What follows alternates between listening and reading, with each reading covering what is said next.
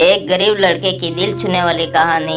एक भयानक अंधेरी रात में मंदिर की सीढ़ी पर मंदिर में लगे लाइट की रोशनी में एक साधारण 15 साल का लड़का पढ़ाई करते दिखा। ठंडी के दिन थे, वो ठंड से कांप रहा था लेकिन पढ़ाई में खोया हुआ था। हफ्ते में 2 दिन मैं उस रास्ते से होकर गुजरता। दिन में कभी वो नजर नहीं आता। मुझे काफी जिज्ञासा होती थी उसके बारे में जानने की। एक रात खाना खाकर मैं गाड़ी लेकर उसी रास्ते से गुजरने वाला था। सोचा जाते जाते कुछ पार्सल लेकर जाऊंगा उसके लिए। मैं पार्सल लेकर गाड़ी से उस मंदिर के पास पहुंचा। लड़का सीढ़ियों पर बैठकर हमेशा की तरह पढ़ाई कर रहा था। मैंने गाड़ी रोकी और उसके पास गया। मेरी तरफ जब उसने देखा तो वो मुस्कुरा दिया और वैसे वो मुझे पहले से जानता हो। मैंने उससे पूछा, बेटा तुम हमेशा यहीं पर क्यों पढ़ाई करते हो?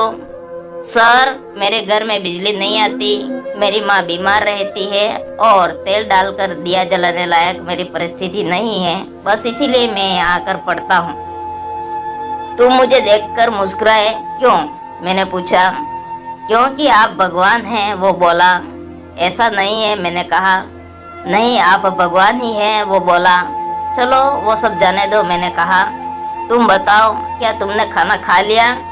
क्योंकि मैं तुम्हारे लिए खाने का पार्सल लाया हूँ। देखा है, उसने कहा, इसलिए मैं आपको भगवान कह रहा था। आज मुझे बहुत भूख लगी है। सुबह से मैंने कुछ भी नहीं खाया, लेकिन मुझे इस बात की जरा भी चिंता नहीं थी।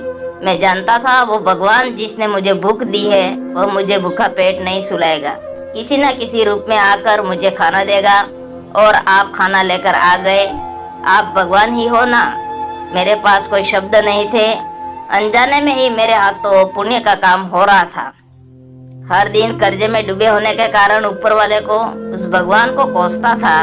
आज उसने मुझे ही भगवान की उपाधि देकर शर्मसार कर दिया था। आधा खाना खाकर उसने आधा बचा लिया और मुझसे बोला कि सर आप 5 मिनट यहीं ठहरिए, मैं यह खाना मेरी माँ को देकर आता हूँ।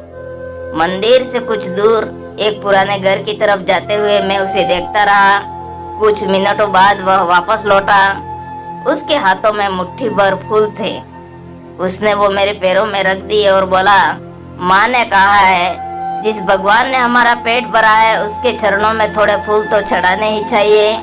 मेरी आंखें बंद हो गई और उसमें अपने आप आंसू निकल आए। आंखें खोल के मैंने उसके पुराने घर की तरफ देखा।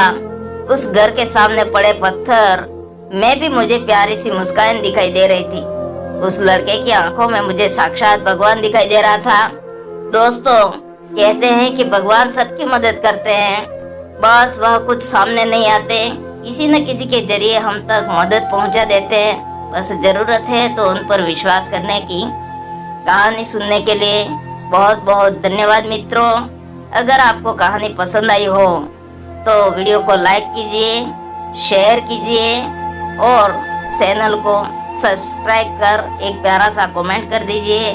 इसी प्रकार सुनते रहिए। बहुत बहुत धन्यवाद। जय हिंद।